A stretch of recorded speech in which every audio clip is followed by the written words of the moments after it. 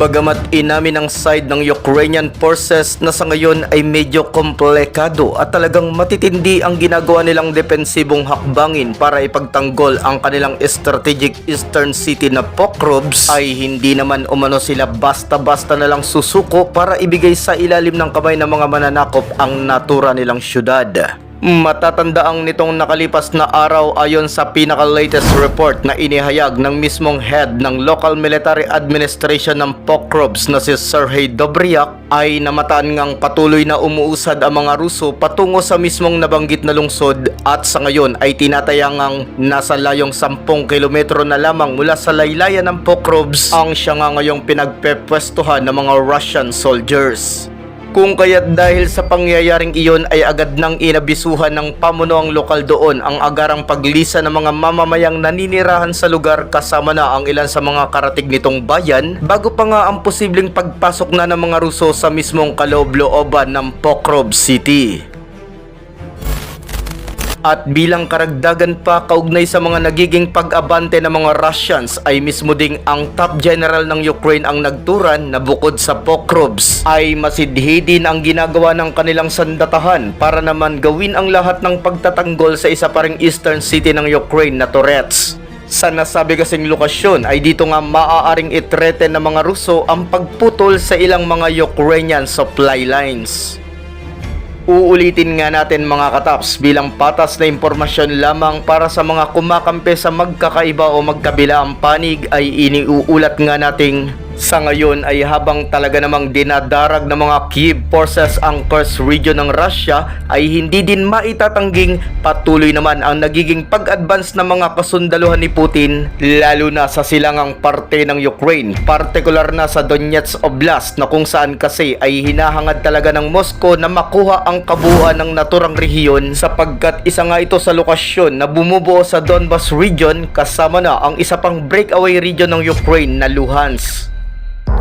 Pero kung sa parte ng silangan ay sobrang matitindi ang nagiging mga labanan sa pagitan ng mga Russian at Ukrainian forces, ay pagdating naman sa katimugan ng sinasakop na nasyon ay kapansin-pansin naman ang tila'y medyo pagbagal at bigla ang paghupa ng ilang mga bakbakan. Bagamat hindi direktang itinuturo na ang dahilan nito ay ang naging paglusob ng mga kasundaluhan ni Zelensky laban sa Kursk region, ay hindi pa rin nga maiiwasang isipin ng ilang mga eksperto na tila'y talagang naging malaking bagay ang tuluyang pag-atake ng Ukraine sa loob ng Russia. At ito nga ang sinasabing dahilan kung kaya't sa ngayon ay medyo nawala sa focus sa katimugan ang ilang mga puwersa ng Moscow. Ayon kasi sa naging pahayag ng tagapagsalita ng Ukraine's Tabria Group of Forces, na kung ikukumpara noong nakaraang mga linggo, mga panahong hindi pa nagsisimula ang pag-atake ng mga Ukrainian troops sa Russia, ay walang ang humpay ang nagiging mga bakbakan sa southern part ng Ukraine.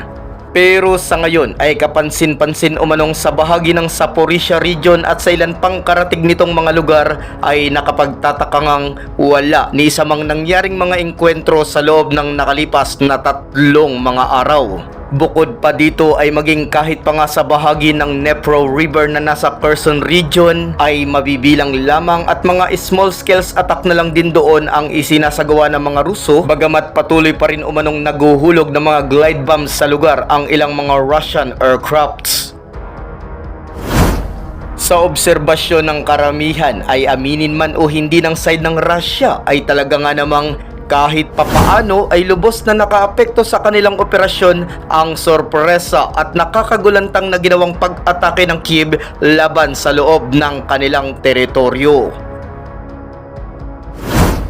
Sa ilan pang mga mahahalagang nakalipas na kaganapan ay matatandaan ngang inamin ng mismong presidente ng Ukraine na si Volodymyr Zelensky na ang isa sa pinaka-goal ng kanilang paglusob sa Kursk ay upang bumuo ng isang buffer zone. Para lamang sa kaalaman ng ilan ay ang buffer zone ngang sinasabi ay ang lugar o isa itong neutral area na siya ngang magsisilbing lokasyon para paghiwalayin ang dalawang magkatunggaling puwersa.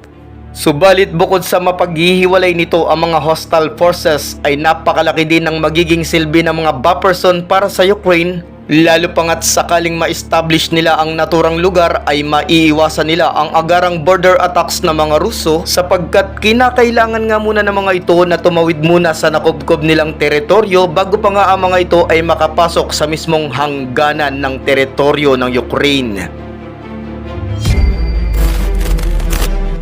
Hindi maitatanggi ng depensa ng mga Ruso na talaga namang napakabilis ng naging mga pagkilos ng Kiev forces nung unang mga araw nang sinimulan ng mga ito na pasukin ang loob ng kalupaan ng Kursk region.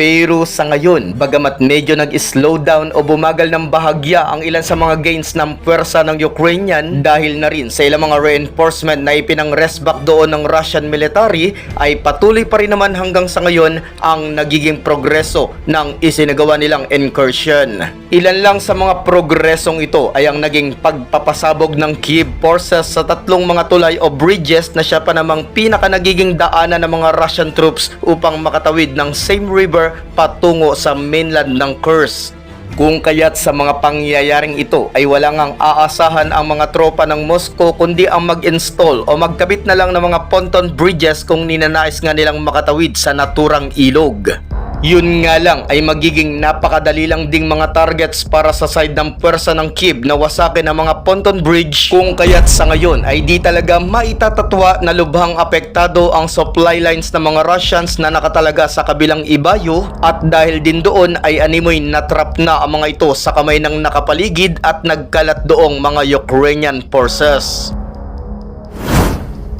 Mga kataps, kung ang ating ngang mga naunang binanggit ay ang ilan lamang sa mga nakalipas na nangyari nitong mga araw, ay kaugnay naman sa pinaka-latest update na nangyayari ngayon sa pagitan ng dalawang nagbabakbakang mga bansa ay ang naging pag-atake ng mga Ukrainian drones sa mismo pangang Kapitolyo ng Russia na syudad ng Moscow. Ayon sa kalalabas lamang na salaysay ng otoridad ng Russia ay nagsagawa nga ng paglo-launch ang Ukraine ng ilan sa mga drones nito laban nga sa mismong kabisera ng mga Ruso. Itinuturing ang pag-atake bilang ang pinakamalaki o largest drone attack ng Kiev laban sa pinakakapitolyo na Moscow, at tinatayangang nasa kulang 12 o 11 mga drone ang siyang pinalusob ng Ukraine patungo sa mahalagang syudad na ito ng Russia. Bagamat base pa rin sa pahayag ng Defense Ministry ng mga Ruso ay napabagsak ng air defenses nila ang nasa 11 units na nakapasok sa Moscow, gayon din ang ilan pang peraso ng mga aerial attackers na nakarating naman sa kalapit nitong mga lugar ay wala umanong anumang mga napinsala ito laban sa kanila. Magkagayon man ay maituturing pa ring rare o bibihira ang naging hakbangin na ito ng Ukraine, sapagkat kung inyong maaalala ay nito pang nakaraang Mayo 2023 naganap ang pinakahuling attempt ng Kiev na salakayin ang pinakapusod ng Russia gamit ang nooy napabagsak din na 8 units na mga Ukrainian drones. Sinasabing bagamat walang damage o epekto ang naging aksyon na ito ng Kiev laban sa mainland ng Russia, ay ayon naman sa ilang mga analista ay hindi man na-achieve ng drones ng Ukraine na makapaghasik ng malaking pinsala sa kalupaan ng mga Ruso, ay ipinapakita naman ito kung gaano lang napakadaling pasukin ng mismo pa nilang Kapitolyo gamit lang ang maliliit na Ukrainian drones. Subalit bagamat isa talaga ang mga maliliit na UAV para kontrahin o hindi gaanong nadedetect na mga radar, ay hindi pa rin maiaalis ang katotohanan na sa pagiging ikalawa sa pinakamalakas na militar sa buong mundo dahil sa laki ng kanilang nuclear arsenals ay nananatili pa rin ngang kulang o salat sa mga taktika at mahuhusay na sopestikadong mga gamit ang mga Ruso. Ito ay hindi lang sa estratehiya sa ground battle kundi maging sa mga pandepensa para nga maprotektahan ng lubusan ang kanilang kabisera maging ang kanilang kabuoang napakalaking nasyon.